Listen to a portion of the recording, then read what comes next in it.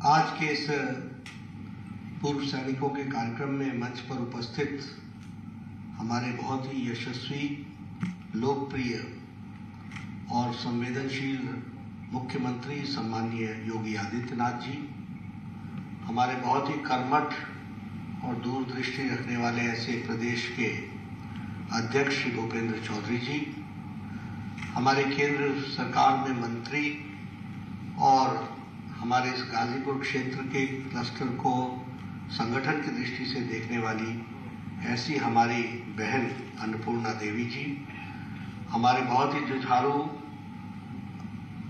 सांसद और प्रदेश के महामंत्री श्री सुब्रत पाठक जी, हमारे क्षेत्रीय अध्यक्ष श्री महेश चंद्र शर्मा जी, हमारे कर्नल रंजीत उपाध्याय जी, जिनका हमें अभी आशीर्वाद मिला, सूबेदार मेजर मार्कंडेय सिंह जी, हमारे जिला पंचायत की अध्यक्षा श्रीमती सपना सिंह जी, हमारे एमएलसी विशाल सिंह चंचल जी, हमारे जिला अध्यक्ष जी, सम्मानित मंच और यहाँ इतनी बड़ी संख्या में एकत्र आए सभी हमारे पूर्व सैनिक जिन्होंने देश की रक्षा के लिए सरहदों पर अपनी जान की बाजी लगाई, ऐसे हमारे वरिष्ठ सज्जन वृंद और हमारे मीडिया के साथी, प्रिंट मीडिया और इलेक्ट्रॉनिक मीडिया के मेरे साथी, मेरा ये सौभाग्य है कि मुझे आज यहाँ उस धरती पर आने का मौका मिला है जहाँ से हमारे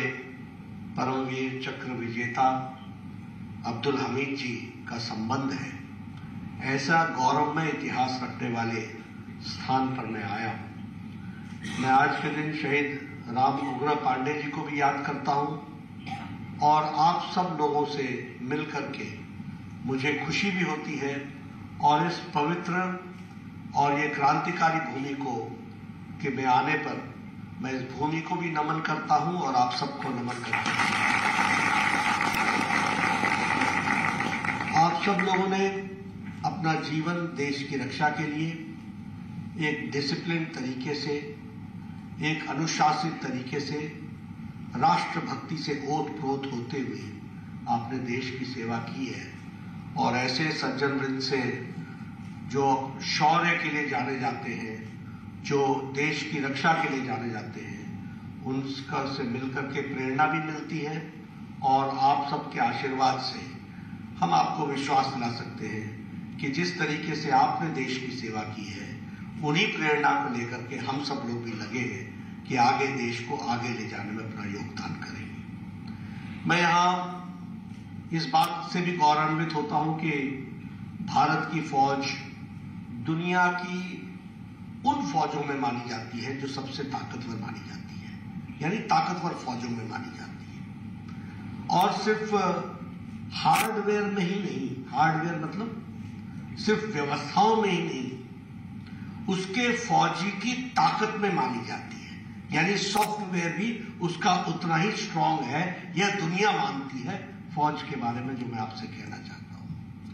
हमेशा क्राइसिस के समय में, चाहे वो क्राइसिस कोई आपदा के कारण हो, चाहे वो क्राइसिस बॉर्डर पर हो, चाहे वो क्राइसिस किसी भी तरीके का रहा हो, आप सब लोगों ने अपने जीवन को उस कार्य में तत्परता से, तल्लीन से लगाया है और इस कारण से आज हम सुरक्षित दिखते हैं। यह भी मैं इस बात को भी हम जब जानते हैं कि आपने किस तरीके से बॉर्डर्स की रक्षा की है, तो हमारा भी दिल निश्चित रूप से देश में आपके योगदान को बारंबार याद करता है।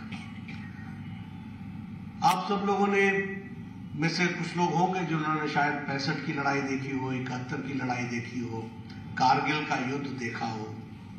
इस सभी युद्धों में हम जिन विपरीत परिस्थिति में लड़ते रहे और जिन विपरीत परिस्थिति में हमने देश की रक्षा की है, वह सराहनीय है और उसके लिए भारत का एक एक जनता, भारत की एक एक नागरिक आपको सलाम करता है और आपका यश गान करता है। मैं लेकिन यहां पर एक बात जरूर कहना चाहता हूं कि आज फौज की दृष्टि से भी और बॉर्डर की दृष्टि से भी अब बदलता भारत है। अब वो भारत नहीं है जो आपने कुछ समय पहले देखा होगा।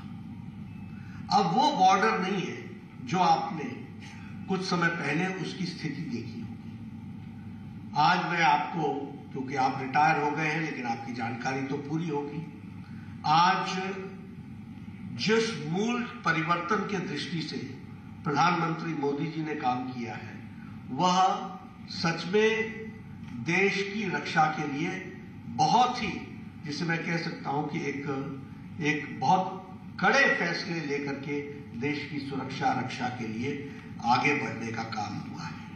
और जब मैं ये कहता हूं तो टेररिज्म का विषय उठा लीजिए।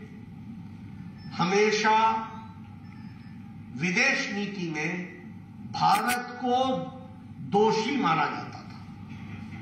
आज प्रधानमंत्री जी ने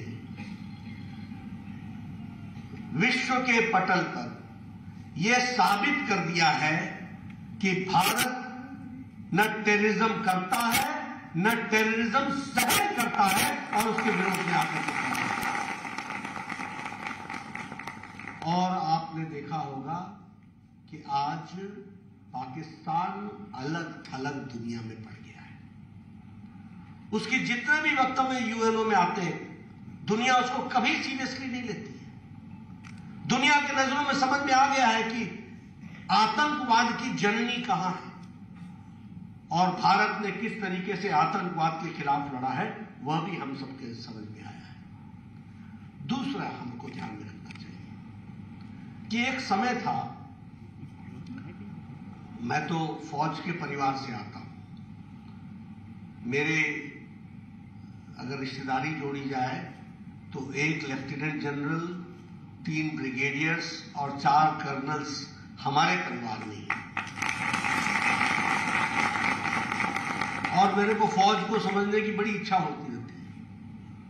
तो भारत ने भी फौज में वो स्थिति भी देखी, 1962 की लड़ाई भी देखी, जब बिना उस समय जो स्थिति थी आपको मालूम है, हमारे फौजी किस हालत में उस ठंड में जाकर के उन्होंने लड़ाई लड़ी और उन लोगों ने वो लड़ाई में भी अपने पराक्रम को साबित कर किया, वह भी हम लोगों ने देखा।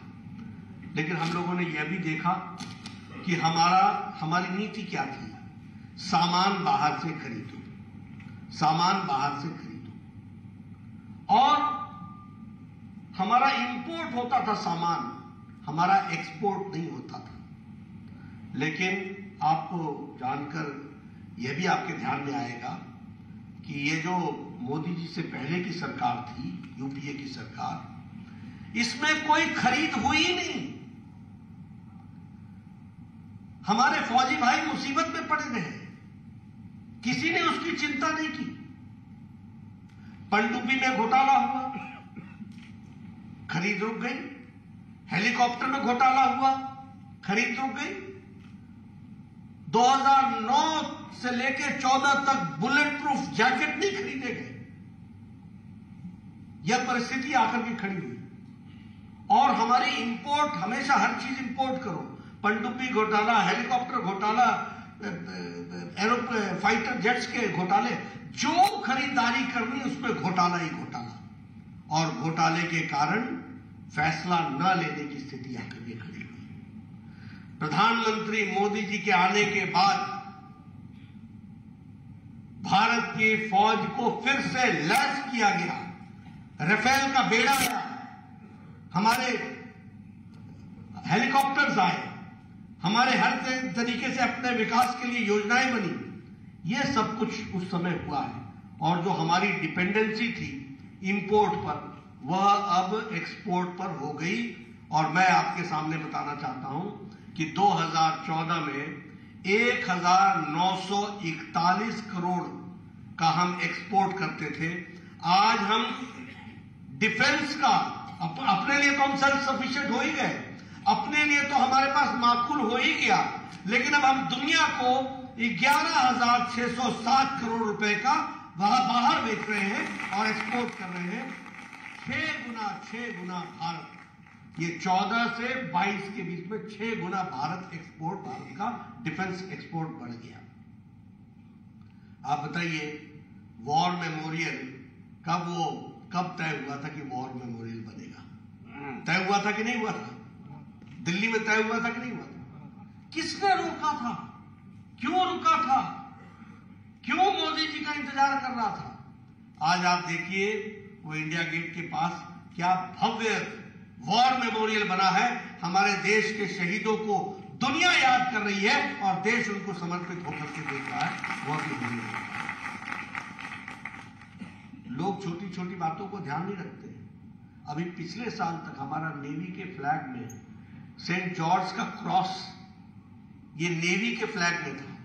अब उसकी जगह पर शिवाजी का राजमुद्रा का डिपिक्शन उसमें दिखाया जा रहा है। ये आज भारत की नेवी का झंडा है। ये अंतर को आपको समझिए। कभी सोचा था कि हम INS विक्रांत वो भारतीय इंडिजिनस होगा, उसमें 76% का कार्य जो होगा वो भारतीय होगा, और वो INS विक्रांत हमारा जो बेड़ा है वो बेड़े में शामिल होगा। लेकिन आज वो शामिल हो गया है, वो भी हम सबको पता है।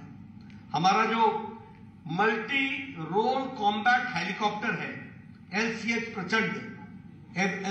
प्रचंड, इसकी भी तैयारी चली है और इसको भी हम आगे बढ़ाने का प्रयास कर रहे हैं।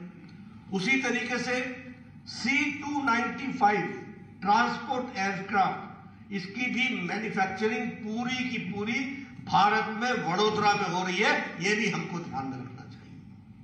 और इसी तरीके की ये लगभग 21,935 करोड़ रुपए इसमें खर्च होंगे। उसी तरीके से अगर हम देखें तो हमारा जो प्रोक्योरमेंट कैपिटल बजट के लिए है वो 68% कैपिटल प्रोक्योरमेंट बजट पर खर्च हो रहा है, ताकि हमारी डोमेस्टिक इंडस्ट्री डिफेंस की बढ़ सके, हमको दूसरे पर निर्भर ना करना पड़े। यह परिस्थिति आकर के खड़ी हुई है। आप देखते होंगे टेररिज्म में आए दिन कभी काशी में ब्लास्ट हो रहा है, काशी में कचहरी में ब्लास्ट हुआ, संकट मोचन में ब्लास्ट हो रहा है, कहीं और ब्लास्ट हो रहा है।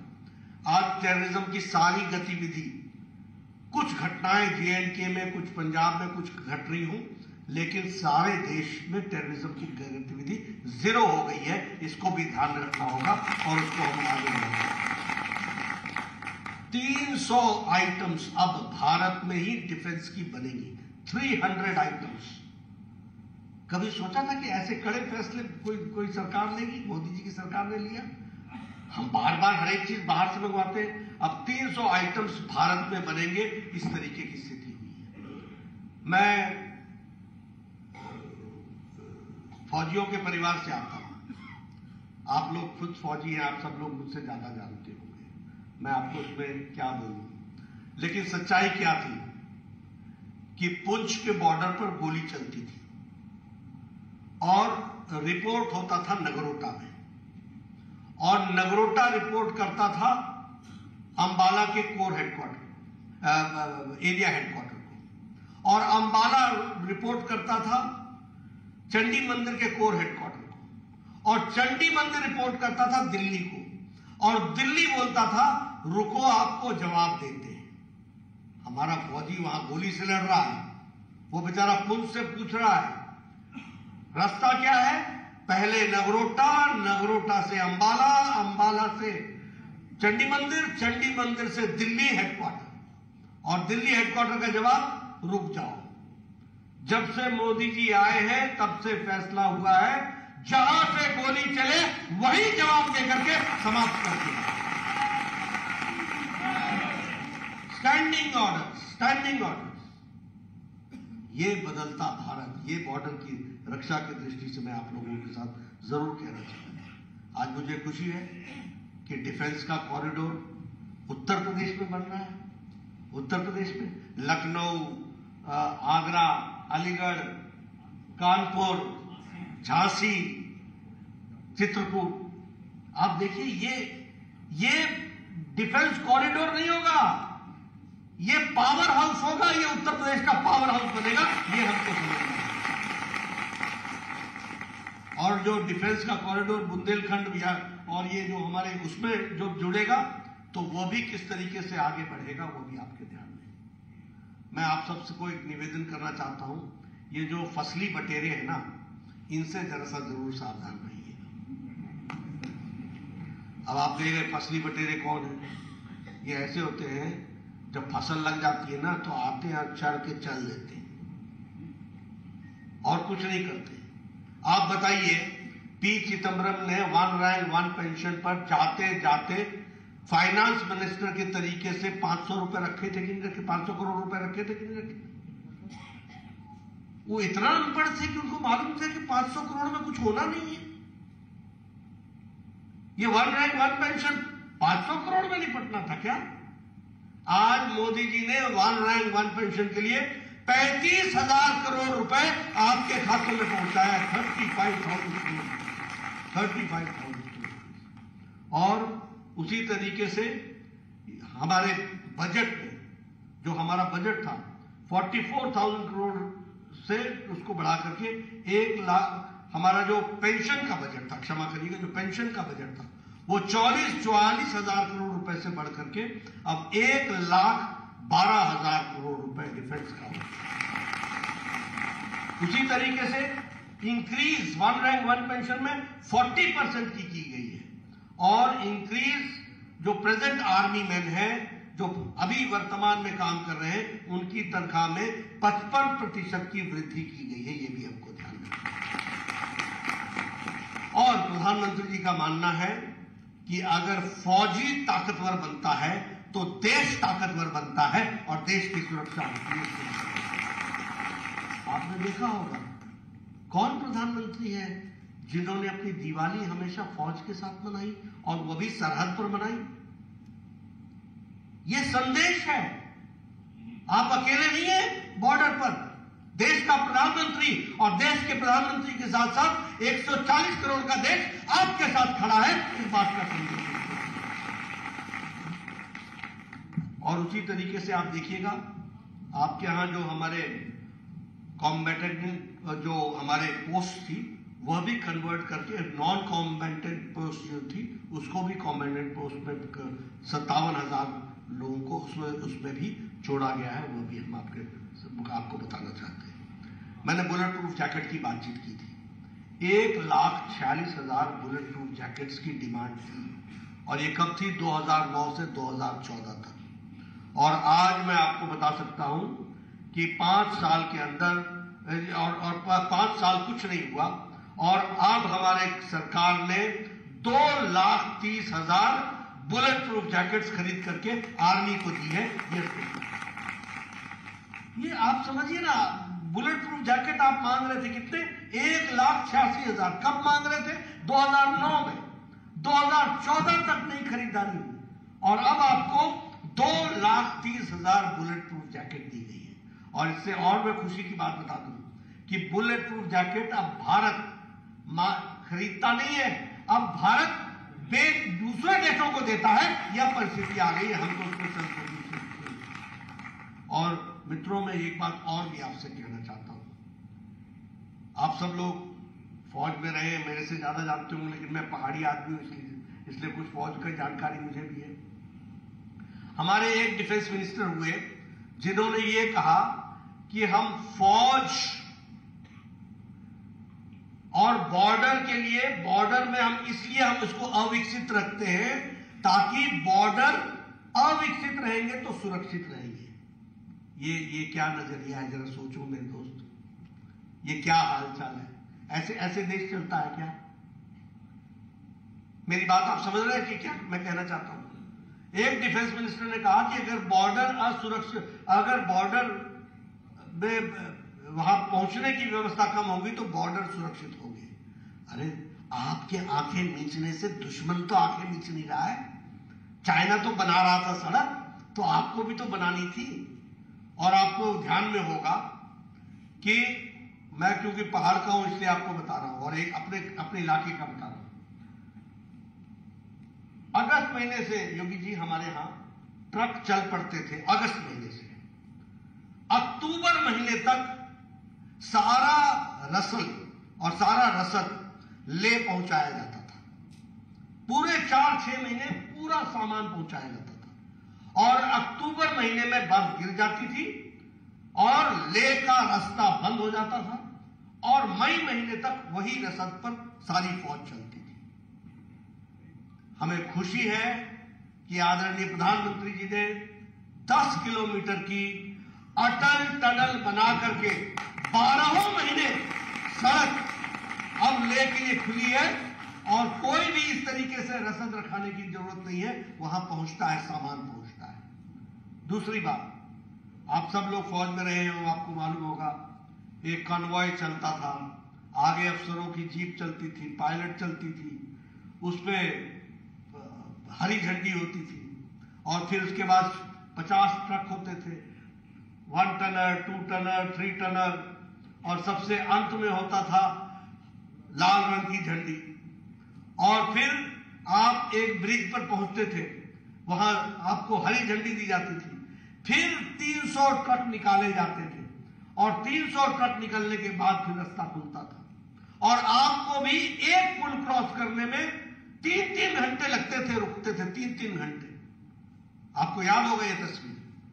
आज प्रधानमंत्री जी ने 2014 से 2022 के बीच में 3600 किलोमीटर की सड़क बॉर्डर पर बना दी है। ऑल वेदर रोड है, all weather road, all weather road, हर रोड और डबल लेन है। और आपके पुल जो ऐसे हिचकोले खाते थे, एक ट्रक निकालो फिर दूसरा ट्रक निकालो, मेरी आंखों से देखी हुई चीज है, मुझे बताने की जरूरत नहीं है। आज पक्के कंक्रीट के डबल लेन ब्रिजेस और हाइट क्या है, 14,000, 13,000, 12,000 की हाइट पर वो सड़क बन करके बीआरओ ने तैयार कर दी है। और आज हमारे बॉर्डर पर हमारे को कहीं भी पहुंचना हो, और इसीलिए जब डोकलाम का इंसिडेंट हुआ तो आपको याद होगा 2 दिन के अंदर हमारी भारत की फौज वहां पर तैनात थी, यह परिस्थिति आ चुकी है। इसलिए आज हम गौरवान्वित महसूस करते हैं कि भारत में फौज को देखने का नजरिया आदरणीय प्रधानमंत्री मोदी जी ने किस तरीके से बदला है और आज भारत किस तरीके से खड़ा है, हमारी फैसिलिटीज कितनी ज्यादा है, किस तरीके से हमारे चीनिक हेलीकॉप्टर्स आज काम कर रहे हैं, किस तरीके से हमारे बाकी हेलीकॉप्टर्स काम कर रहे हैं, किस तरीके से हमारा बेड़ा बढ़ गया है। कभी पाकिस्तान ने सोचा था कि ये सर्जिकल स्ट्राइक होगी, कभी सोचा था क्या? आदत बिगड़ी हुई थी और ये सारे जम्मू कश्मीर में पाकिस्तान के पैसे पर बैठे हुए टेररिस्ट मौज बना रहे थे और भारत सरकार उनसे शांति वार्ता करती थी। प्रधानमंत्री मोदी जी ने सबको जेल के अंदर डाला और पाकिस्तान को बता दिया, ना आप उठा के बात करेंगे ना गिरा के बात करेंगे, आंखों में आंखें मिला करके बात करेंगे और बराबर करेंगे। मुझे याद है प्रधानमंत्री जी ने कहा था जब ये हमारे पुलवामा की घटना घटी थी, प्रधानमंत्री जी का वक्तव्य था, तुमने बहुत बड़ी गलती कर दी है, तुमको इसका खमियाजा भुगतना पड़ेगा। कभी कोई प्रधानमंत्री इस तरीके से कभी किसी ने कहा है? और 5 दिन के बाद आपको पता है वो बालाकोट का स्ट्राइक और किस तरीके से भारत ने बदला दिया और ऐसी चोट लगी कि पाकिस्तान को ये भी नहीं बोल पाया कि चोट लगी। ये बदलता भारत है, मैं आपके सामने सारे आंकड़ों के साथ बता रहा हूं। और इसलिए मैं आपसे एक निवेदन करूंगा कि हमें पहचानना होगा, अगर हमको अंधेरे से बचना है तो उजाले को पहचानना होगा और उजाले का मजा लेना है तो अंधेरे की क्या स्थिति होती है यह भी जानना होगा। किस तरीके से सही पार्टी आती है तो क्या फैसले होते हैं। आज उत्तर प्रदेश आपका डिफेंस कॉरिडोर बन जाएगा, पावर हाउस बन जाएगा, बुंदेलखंड बदल जाएगा, जो बिल्कुल विपरीत परिस्थिति में था। अभी वहां पानी के लिए आपने व्यवस्था की है, सूखा बिल्कुल ड्राई एरिया था, आज वहां पानी पहुंचाने की व्यवस्था हो रही है, मुख्य धारा में लाने की कोशिश हो रही है। आप बताइए गाजीपुर पिछले 5-7 साल में बदल गया कि नहीं बदल गया? बदला कि नहीं बदला? सड़कें बन रही है कि नहीं बन रही है, काम चला है कि नहीं चला है, ये फर्क है। मेडिकल कॉलेज में मुझे याद नहीं, लेकिन यहां तो दिया है, और 35 मेडिकल कॉलेज, जिसमें से 13 मेडिकल कॉलेज एक मुश्त उत्तर प्रदेश को मिले। उत्तर प्रदेश को आपने 35 नए मेडिकल कॉलेज बन रहे हैं, 35 नए मेडिकल कॉलेज। नहीं तो सब लोग बोलते थे एक ये रहेगा गाजीपुर में हो। मैं ठीक बोल रहा हूं कि नहीं बोल रहा हूं? चलल जाए चलल जाए, अब सब बोलते आवल जाए आवल जाए। ये फर्क आ गया है, और ये इसलिए प्रधानमंत्री जी ने, प्रधानमंत्री जी ने जो आशीर्वाद दिया, योगी जी ने उसको धरती पर बहुत अच्छे से लगाया है, पूरी ताकत के साथ लगाया है। पानी, बिजली, सड़क, इंस्टीट्यूशंस, हर तरीके की फैसिलिटीज। आज वाराणसी में आपके यहां हॉस्पिटल की कैपेसिटी बढ़ा दी गई कि नहीं बढ़ा दी गई? आज वाराणसी की यूनिवर्सिटी में बड़े बड़े चेयर्स बन रहे हैं कि नहीं बन रहे हैं? हो रहे हैं, हर एक दृष्टि से विकास हो रहा है। तो यह कुल मिलाकर के इस इलाके के विकास से जुड़ा हुआ विषय है। और मैं आप लोगों को फिर से सलाम करता हूं, नमन करता हूं कि आप लोगों ने देश की रक्षा के लिए अपना जीवन लगाया है। लेकिन आपको संतोष होगा कि आज की सरकार आपके किए गए कार्य की कदर भी करती है, और आगे वो फौज और मजबूत हो, इसमें कोई कसर नहीं छोड़ने वाली है, और देश को आगे ले जाने वाली है। यही मैं कहना चाहूंगा। आपने मेरी बात सुनी, आपका बहुत बहुत धन्यवाद।